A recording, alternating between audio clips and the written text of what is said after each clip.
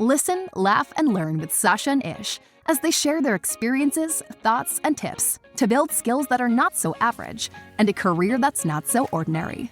This is the Not So Breakfast Show. All right, welcome to the Not So Breakfast Show today, the podcast for leadership and career development. And today we're talking about stress transference, which we've referenced before, but we thought we'd go a little bit deeper into what it is, how you can manage it, how you can have conversations up, down, and sideways around pressure and stress, because it will come along, and our ability to cope with it, communicate it, is part of our career development and part of our opportunity to develop ourselves, because really good leaders can handle situations in ways that other people can't. And to help me with that topic, it is Sacha Coburn, and she's coming all the way in from the new fitted out house in Cambridge, Hamilton. Is it Cambridge, Hamilton? Is that how we're going to say it? It's not really Cambridge, Hamilton, but that's okay. You can call it that. I live in Tamaheri in Hamilton, so it's close to Cambridge, close to nice places. Close to nice places, it totally is. How's the weather up there? You know, it's so hot at the moment, and it's down. I go up everywhere. Yeah, it's fair to say you're losing your mind, which is fine, because I think one of the things about this idea of stress transference is this time of the year can be really stressy. And as I was thinking about this, every time of the year can be stressy. Yeah. It's like it doesn't matter which month you choose at the moment, there's the squeeze on. And we talk in financial and economic terms, societal terms, about the squeezed middle. So this is like the middle class that's getting squeezed in terms of mortgage pressure, interest rate pressure, employment pressure. And I think in middle management, that's also where there's this massive squeeze. And what happens is you get pressure from above. So the people that you report to put pressure on you. And then you've got pressure from below, where employees, people that report to you, staff members, they have particular expectations, needs, and goals. And you're in the middle, being this conduit between the upper echelons of the organisation who are making all of the decisions often out of context, and the lower levels of the organisation that just want to sometimes work less for more money. And sometimes they're not as evil as all that, but they have legitimate needs and concerns that need to be addressed. And I was watching this fascinating conversation taking place on LinkedIn the other day, where a guy who, I can't remember his name, but he's a little bit like you and me. And I think you and I fit into this mold of, you can do it.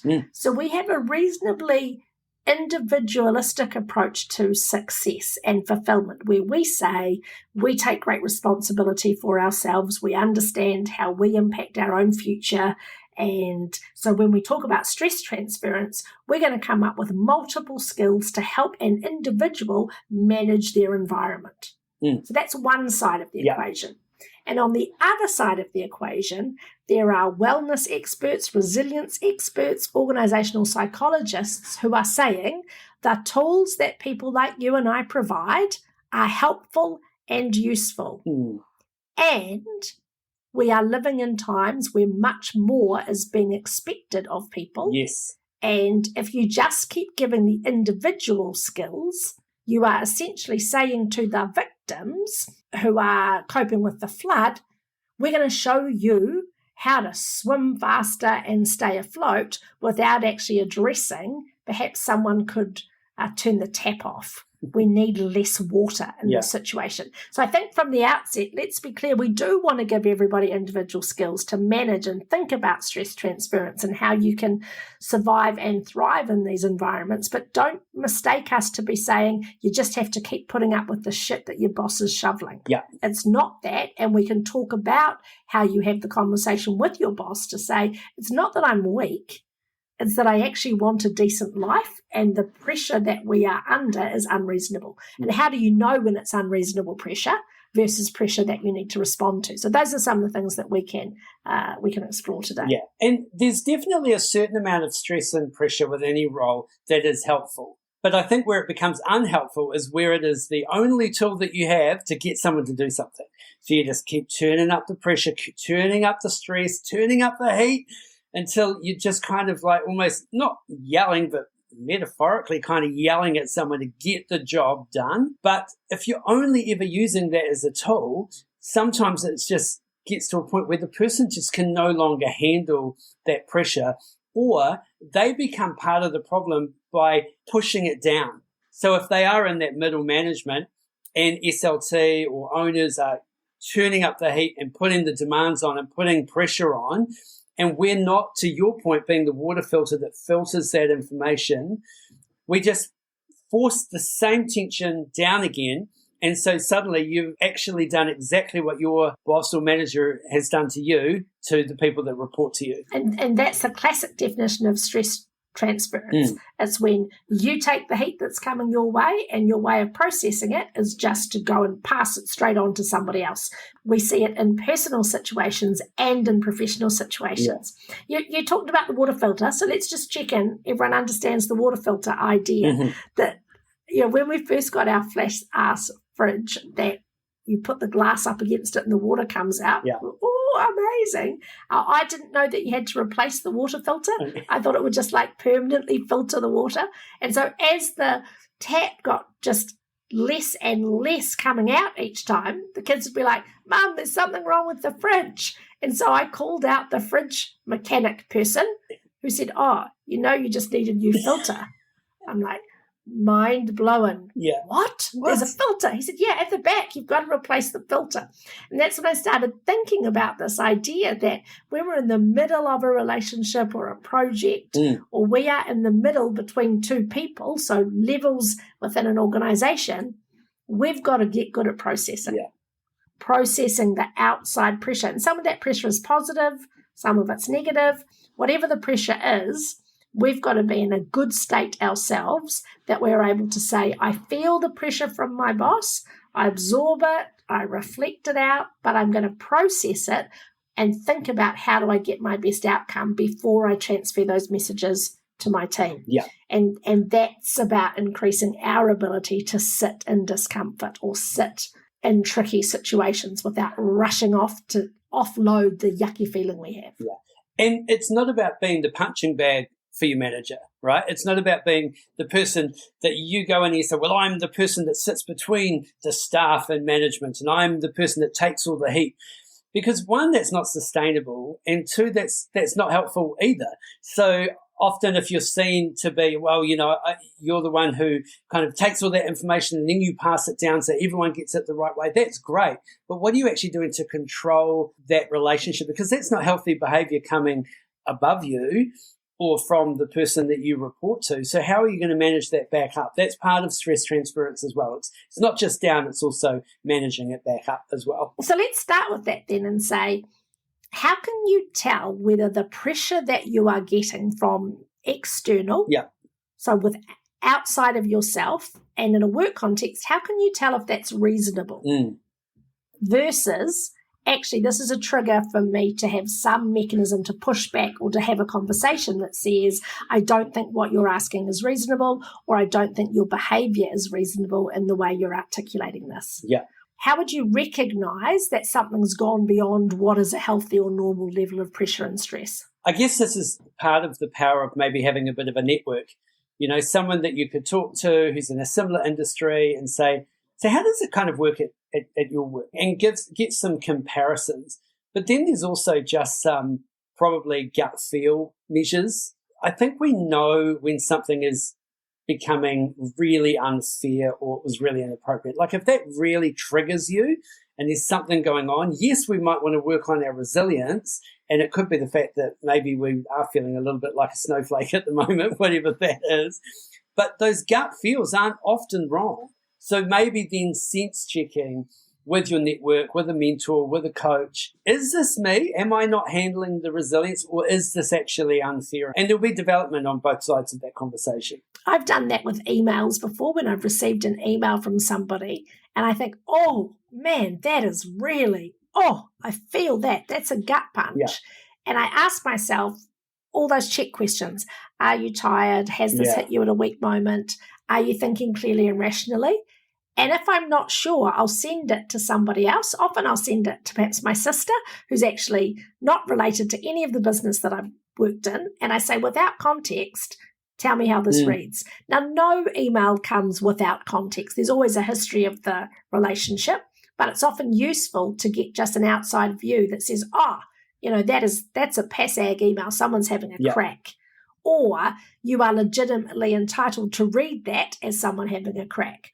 Or sometimes she might say, no, maybe there's just a bit of sarcasm, or maybe you are, no, that seems fine to me. It feels to me like you're quote unquote, overreacting to this. So just getting a sense check is really good. Trusting your gut is really good. I also think checking in with agreed norms within your industry or within your business. So it might be that if you're new to an industry and you're finding a communication style really casual, before you decide to have a conversation about that, just check in and go, maybe this is how this industry rolls. Or if it's that the organisation is really formal in the emails and you find that confronting, maybe you do need to adjust, because that's a style thing rather than a substance thing. And style things can be managed, but substantive things need to be addressed. I quite like that sense check with someone maybe outside your organisation or someone that you trust as well, because sometimes we might have the tendency to just go to the person next to and go, look at this.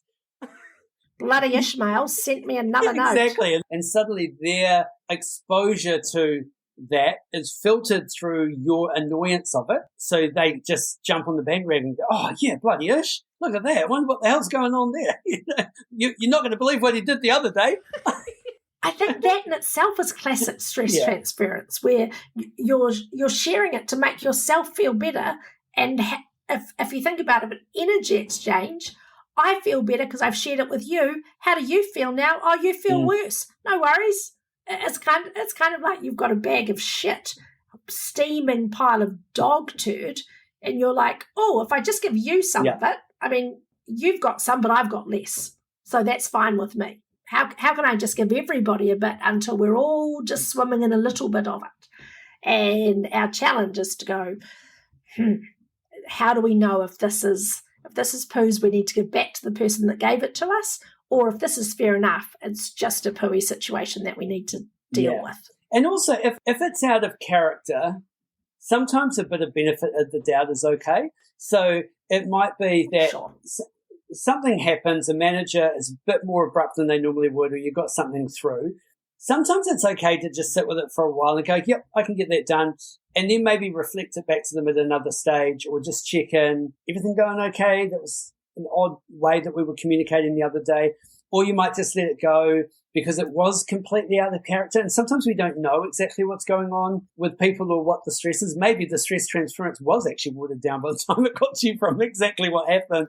But if it's out of nature, sometimes I think the benefit of doubt filter is okay. But when it's consistent and it's starting to give you angst, or it's starting to trigger you to the point where you don't even want to open the email that's come through because of the nature of dealing with this person, that's where it's like a coach, a perspective, a conversation. It's going to be so much easier to actually have those kind of tools in place, those kind of things in place, than let it build up to the point where you suddenly just erupt. And then the person's going, well, why don't you say something? We'll be right back. If there was one skill that could double your income, advance your career, and increase your ability to influence, it is the skill of presenting. Whether it's on stage, in the boardroom, or at a job interview, the 30-Minute Presenter program will help take you to the next level. So check out our Instagram page, click the link in the bio, and get started on the 30-Minute Presenter program.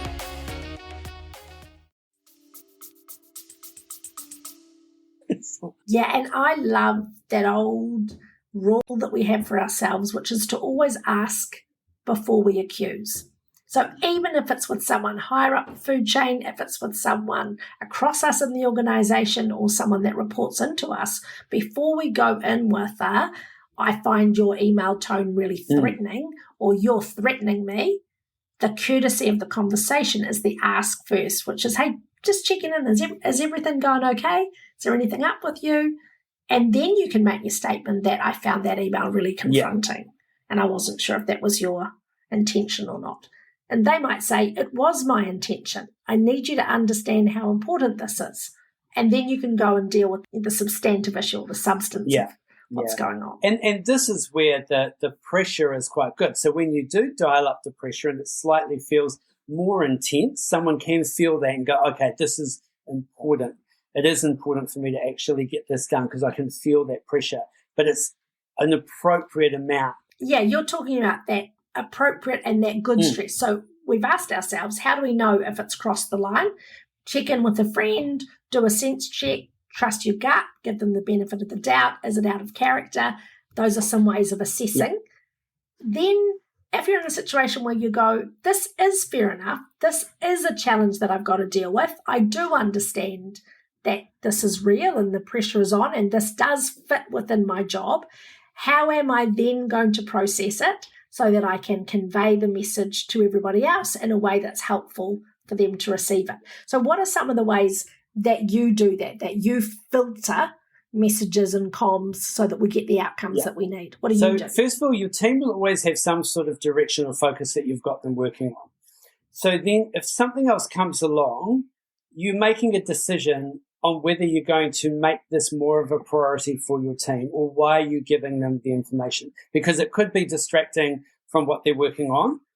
It might be that you just pass it across and all of a sudden they don't know which is the priority. Is it this or is it the thing we were supposed to be working on? So there is a choice around that. It's also gauging the urgency from the person that gave it to you. Have you actually qualified, is this urgent now? Or is this just high on your radar and it needs to be done at some stage? Because sometimes, There's a new period of time. There's yesterday, today, the future, now. Because if it may not be now, but you thought it was now because of the person that gave it to you. So they have some authority. Yeah. They come along and go, well, you need to be concentrating on this at the moment, or this is really important to me, and blah, blah, blah, blah, blah. And because of their positioning, we suddenly go, well, if it's come from them, I better get my team to start working on it. And so we pass it to our team, who then they get all frantic trying to get this thing done because they think you want it done. And it might just be that now, but the person might have been actually just a bit frustrated, just having a bit of a vent. Wasn't even something that needed to be prioritized now. I'm just putting it on your radar, Sash, because we need to deal with it. But because of the tone or the urgency or the position, you went, my team's new focus is this, and now you took them off what they were supposed to be doing. So probably to answer the question, it's the gut feel. It's really kind of making decisions and can you buy the space between the conversation and your conversation with the team. And the clarifying conversation with the person who's applying the heat. Get it, feel it, message received. Give me a sense of the urgency. Is this a drop everything because we're doing it now, or is this a now thing or a next month thing? And the person might respond, oh, it's absolutely a next month thing, but I just don't want it to fall off your radar. Great, that's clear. So you're checking in before you're beginning the comms around the processing. I say bye now a lot on the telephone. It's like my farewell. I say, oh, bye now. Not anymore. From now on, it's bye now. Like now.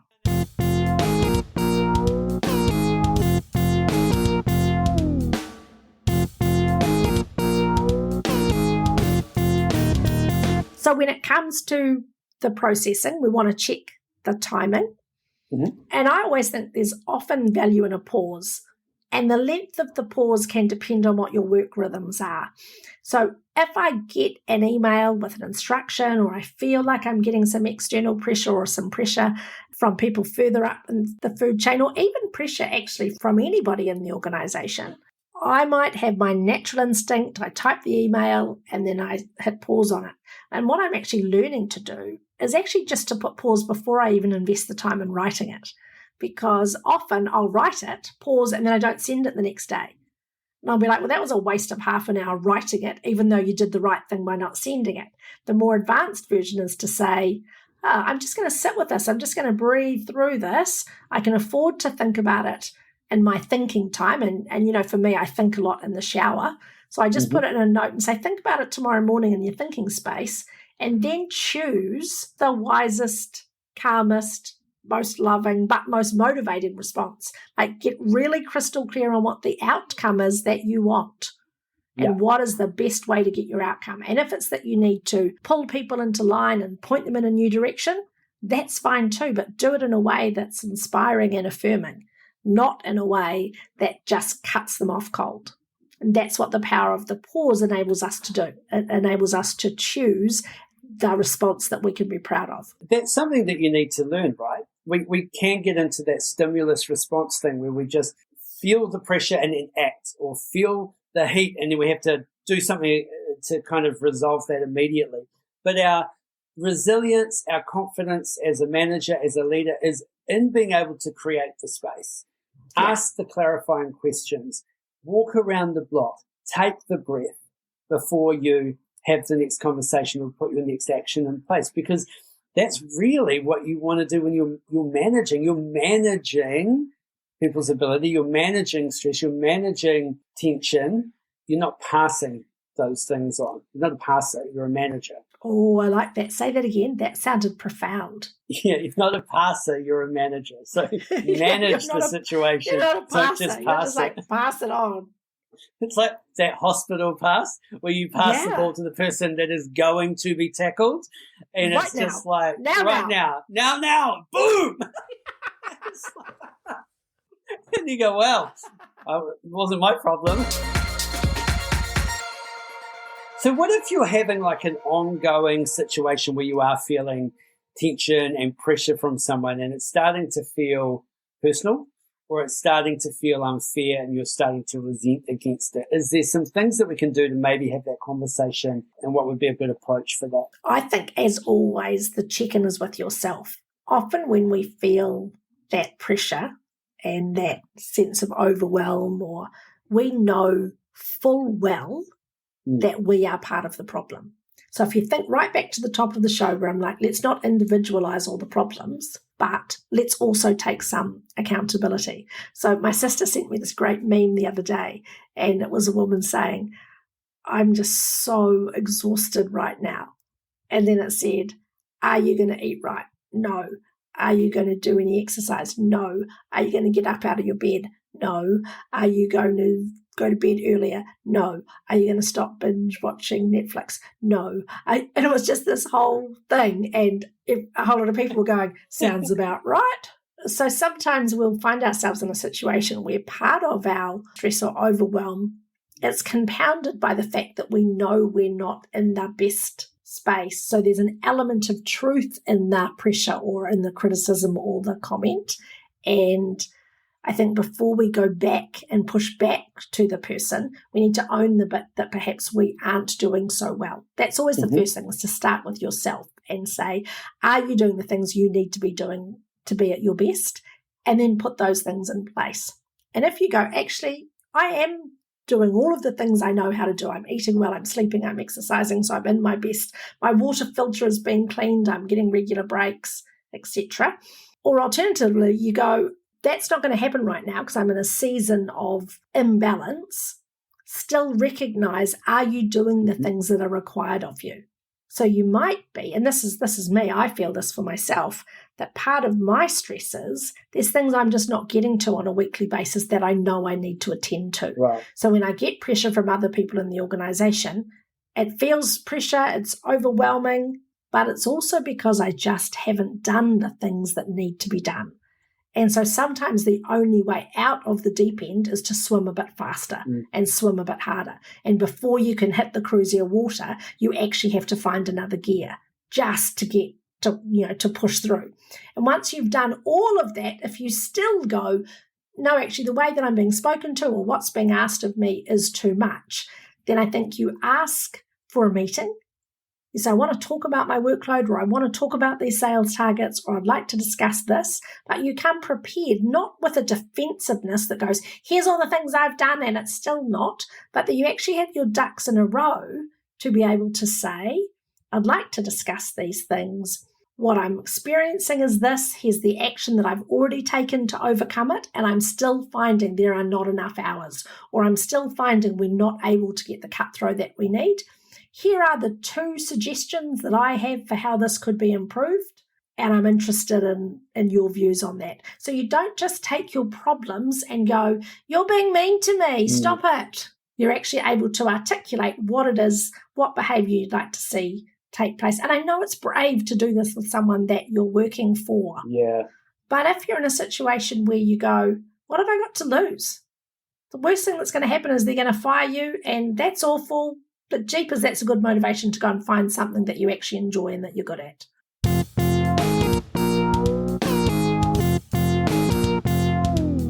One of the techniques, if the actual conversation is difficult for you and you're really scared of it, one of the techniques is to actually lean into more regular conversations than avoid them. Ah, that's gold. So what we tend to do is go, okay, pressure's on, just sick of the way they talk to me. So you do avoidance strategy. Well, they can't talk to me like that if I'm not talking to them, or I just don't see them all the time. So you avoid them. You have the limited amount of conversations possible. But what tends to happen is the conversations you do have at that point are more heated because you're always feeling the heat because they're built up. So that can happen. If you actually lean into it and just go, oh man, okay, look, he's obviously or she's obviously not happy at the moment. I need to be in more regular contact. I need to be giving them more information than less information. I need to be having more conversations more often. The tone of the conversations changes because you're having so many that it's really hard for them to keep that high pressure. So it kind of dissolves it, dissipates it. Yes. It's really counterintuitive, but it does help. And so the manager that's an asshole, you are actually better to be having more conversations with more often than avoidance. I don't think it's as Machiavellian as keep your enemies close, but it kind of is. It feels that way, eh? Yeah. Well, you know, they say that if you're thinking about, you're in a personal relationship and you're thinking about leaving someone because you're just not getting what you need from the relationship, the advice that people give is just pretend that you love this person with every fibre of your being and behave on that basis. So do all the lovely things for them that you would do if you were deeply in love with them. And what you find through doing that is often the feeling reconnects and reminds you what you were about in the first place. And I think it's a little bit the same in those tricky boss situations. Actually, remember how much you wanted this job in the first place and work and act towards them as though they were giving you what it was that you needed, and see if that helps change the relationship. But if you start pulling away, that enables them to start pulling away, and before you know it, the relationship's broken down. And if you can get the courage up to even have what we call the ultimate conversation, which is go to your manager or your boss and just say, look, I just feel that there's a bit of tension at the moment and I'm not giving you what you need. I really want to make this relationship work. I really want to be able to work in a way that works for you. What can I do to help that happen? No one gets mad at that person that comes to them with that. They literally will sit down with you and go, look, here's the situation. This is what's going on. This is what I need. Just take that on the chin. Even if you feel like you're completely in the right, just see what it feels like to resolve that situation and just make it all good, because 80% of your stress comes from 20% of your week. And if that's what's causing you all that drama, maybe resolving it would be better. You're giving them the opportunity to step up and be part of the solution. If they don't take it, that's also good to know. That's right. Put that into your decision-making matrix about whether you're going to stay. Good. One last little tip, because it's just sprung into my mind around the stress transference. Beware of setting meetings with people without telling them what the meeting is. Oh, 100%. Because sometimes you have that meeting that comes up and they go, hey, I'm going to need to have a chat next Tuesday. And it's like, what it's about, I'll tell you on Tuesday. Holy crap, you want to transfer some stress to someone who may not already be in a good headspace, or they know some stuff's going down. Suddenly they'll spend the whole time till Tuesday going, I wonder what the meeting's about. They'll be investigating, they're overthinking it. Better to give them more information than less information. So, tip for young players. I like that a lot. Well done. Guru Ish. Just make them do that now. All right, so stress transference is a thing, and we want to make sure that we're managing it, not pushing it down. We want to make sure that we are being that water filter where we are filtering out the stuff that doesn't need to be there so we can give the correct essence of the message to our team. We want to work on our resilience, make sure it's not just us. We're not being a bit snowflakey, and the moment we get any pressure, any stress within the job, we melt, because sometimes the bigger jobs come with the stress and pressure. But sense check, talk to someone else. find out what is fair and reasonable for the environment, for the task, for the situation, and then act accordingly. But your ability to manage stress and lead in a way that transfers that stress to the person in a way that they can cope with it is a skill, and it's something you need to learn and practice. Yay, good. Love you, love your work. All right, I feel I need to talk about Netflix and television because I feel like we haven't done it in a while. And what are you watching, Sash? What is on your watch list? So we've had Pushy home, and so I have been doing that joyous thing where I watch what she's watching. And we've been watching Australian Celebrity Amazing Race. And really what it's led to is lots of discussions about the fact that she thinks that her and I would make a fantastic Amazing Race team. And how do I tell her that I don't think that's true? I tried. I said, honey, look what they're doing. They're like running with packs on their back. When was the last time you or I ran with a pack on our back? She's like, we could do it though. We're determined. I'm like, we argue about who's going to get up off the couch to get us a bag of chips. How is this going to work? She goes, no, we'd be good. We'd be really good. Look at the dance challenge. We'd nail it, Mum. She's right about that. We would nail the dance challenges. One of the episodes, they were eating these, like not little spiders. They were massive, hairy, deep-fried spiders. Tarantulas. Yeah, and she's like, who's going to eat those? I'm like, me? I can eat those? No worries. I mean, I've got no idea whether I can. I've eaten the odd cricket. Yeah, so not quality viewing, but lots of fun. Oh, man, I would watch the show if you were on it and Pushy was on it. That'd be pretty funny. Oh, man. Well, I am deep into Trying at the moment, which is on Apple. Oh. And I can't remember if we've talked about it or not, but it is basically, it's been described as kind of like the next Ted Lasso, but completely different to sport. It's about a couple trying to have a baby and all their struggles around that. It is heartwarming. It is funny. It is great writing. The characters are amazing. I love all the side stories that are going on. So, yeah, if you're looking for a great, heartwarming, positive show to just binge on through, Trying on Apple TV. Okay. That is my recommendation. So let me wrap up this episode of the Not So Breakfast Show. We recommend that you try trying now.